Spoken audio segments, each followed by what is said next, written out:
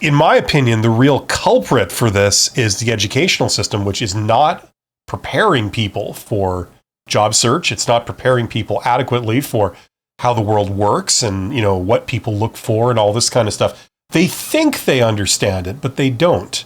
And unfortunately, that means a lot of, especially young people, they're having to learn this stuff the hard way by being thrown out into the world and realizing that, okay, it doesn't work this way. So what way does it work? And then you try and do research, you try and figure it out, and you can slowly muddle through it. You know, that's the thing.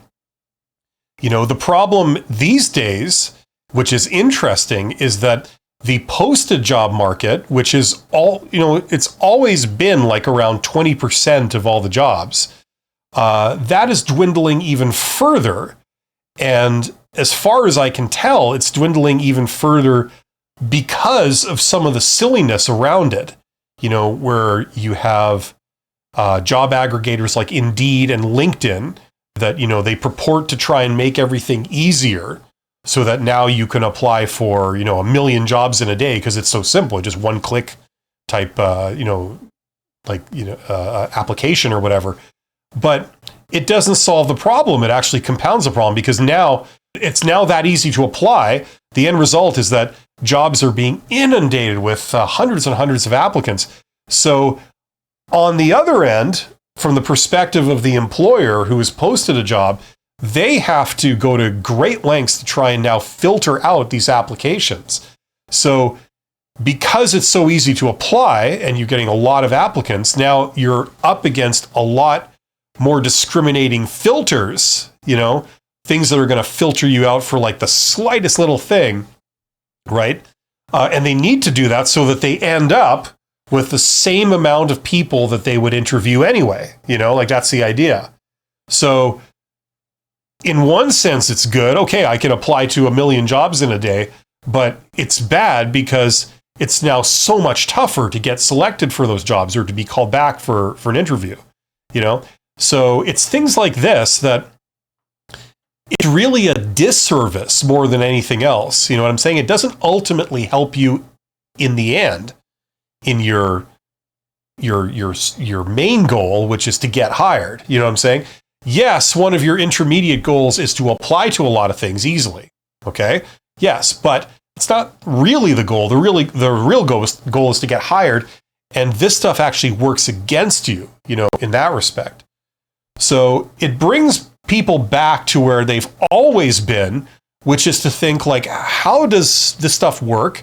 What are employers actually looking for? How do I put myself forward for that in a way that they're wanting me to put forward to, you know? And unfortunately, what that's doing these days is it's pushing even more people and even more employers to the hidden job market. That's the problem, you know? So it's an interesting shift that we're seeing. You know, the hidden job market, in a word, you access it through networking, through interacting with people. For a lot of people that have huge networks, it's like, yeah, that can help. You know, you ask your existing network, you know, if they can help you or they know of any openings or they can put in a good word for you. Great, that's one way of doing it. But that's not the main way. For most people, one of the most effective things is something called direct outreach, where you reach out to the employers. You send a message to hiring managers, maybe a template message saying like, hello, I'm here, I do this. If you're ever looking for someone like that, let me know. You know, things like that. Like those are the most popular ways of doing this and getting hired.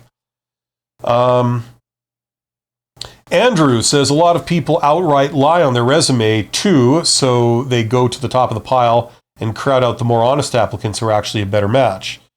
Well, once again, listen, the problem with talking about this stuff is that everything happens some of the time, right? Everything. So you can make any accusation. You could say, oh, well, it's all nepotism. It's like, yes, that does happen some of the time. But does that happen the majority of the time? No.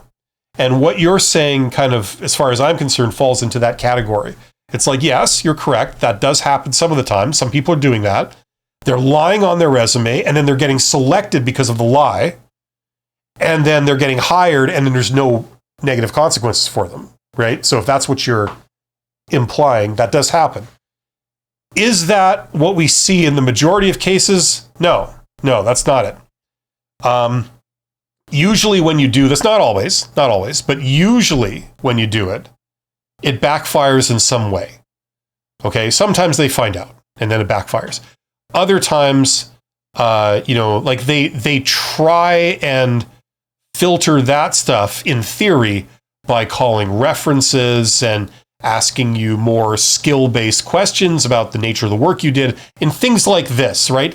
In theory, that's what recruiters are supposed to be doing. Are they very good at it? Generally speaking, no, they're not.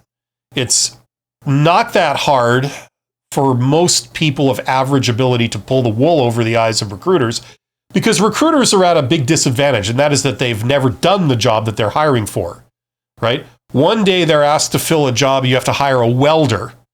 The next day you got to hire, a bookkeeper. And then the day after that, you have to hire a customer service specialist. You know what I'm saying? So to be fair to recruiters, no, they don't know the ins and outs of welding. No, they don't know the ins and outs of customer service, stuff, right? So they're at a disadvantage in that respect. So sometimes you can pull the wool over their eyes if you're going to blatantly lie about something, and you might get past them. I'm not telling people to do this, but I'm saying, in theory, when they call your references and then they, do all this kind of stuff, check previous employment history, there are some checks and balances over that kind of stuff, right? So in theory, that should quell some of these or quash them. But let's be honest, a lot of people do get away with that kind of stuff. But then the way it's supposed to work is that either that would mean that they can't do their job properly if it's something important, or if it's something trivial, then it won't impact their job, because whether you did that or not, you still performed well on your job, in which case it was a stupid requirement to begin with. And a lot of times when hiring managers are involved in this process, which they usually are, even though they might say something is a requirement, in reality, it's just a nice to have, and they will consider people that don't necessarily have that if they have strengths in other areas. That's usually what we see, assuming this is done by reasonable, intelligent people, which is not always the case. Yeah, the other thing is, the full disclosure, I have a problem a little bit with the word bias, because depending on how people are using that word, it can mean different things. And unfortunately, what we're talking about here is we're talking about selection. By definition, it's biased. You have several people that want the job. Usually what happens is that all the people you interview are all fully qualified to do the job. You know what I mean? This is the problem. It doesn't make sense to interview people that are not qualified to do the job. What would be the point? Even if you talk to them and you love them and you think, wow, this person's fantastic, you still can't hire them because they're just not qualified. You saw that on their resume. I'm sorry. This is for a doctor that does open heart surgery.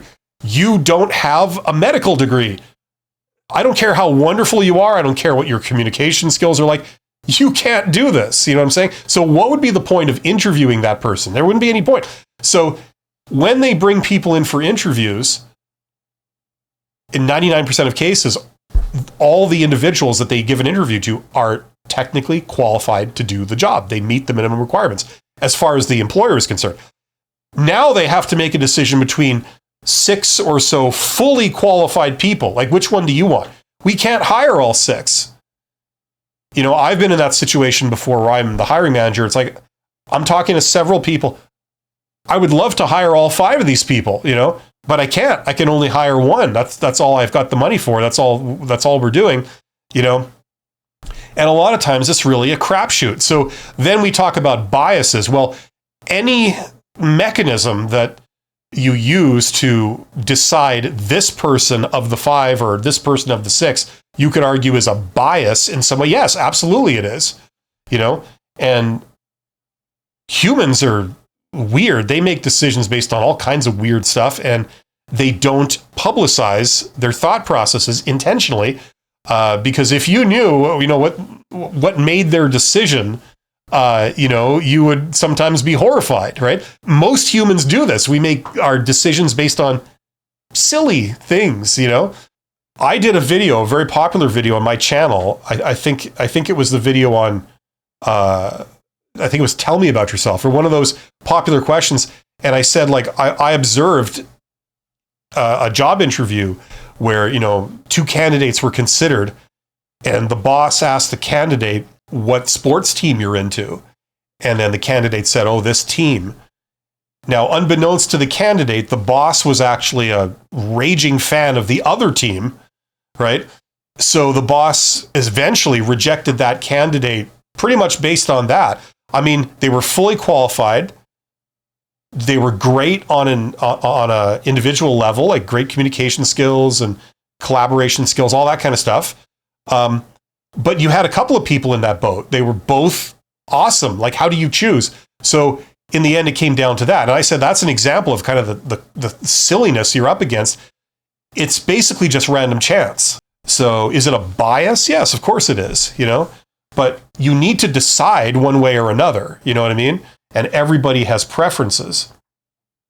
It can mean multiple things, some good, some bad, depending on what we're talking about, really, But just saying that, like, every reason to decide between fully qualified people is, like, wrong, that's not practical. You have to make these kinds of decisions. And so different people are doing it. That's what you're up against. You know what I mean? And it's just statistical probability. One time you get rejected, it doesn't make any sense. You don't know why it was.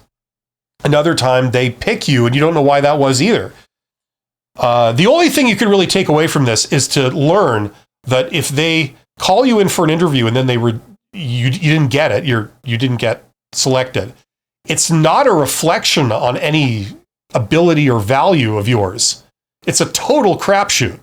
That's the one tangible takeaway from this, is to learn that, like, that's what these things sometimes come down to. It's stupid, but it's reality. So don't go away thinking, oh my God, I'm a terrible person. I'm unemployable. It's like, no. It was just based on some silliness like this, that in all likelihood. I like how somebody wrote, what? Which part of what I said gets that reaction? Was it all of it, or was it a particular part? Yeah, I agree. It's, if the reaction is like, that's stupid, welcome to the real world. This is like what goes on. Now, don't shoot the messenger. I mean, I'm describing what happens. Now, is this contradicting your own experience? Do you think, like, oh no, this is totally, it's done by professionals who really know what they're doing and they do everything very well? It's like, is that what you see? Lightning Bolt says the team won. Yeah, exactly. That's an example of the type of stupidity. When you're not selected, I mean, I don't know. I mean, look, I'm going to put this out there. You don't have to agree with this, but I'm going to say it's almost comforting that they rejected you. And if they rejected you for something like that, that's a lot more of a comforting thought than they rejected you because they feel that you're not valuable, you won't make a good employee, you have no potential, and they would hate working with you. You know what I'm saying? Those would be real reasons to reject someone. But that's usually not why you're rejected. You're rejected instead by stupid little petty crap that doesn't matter.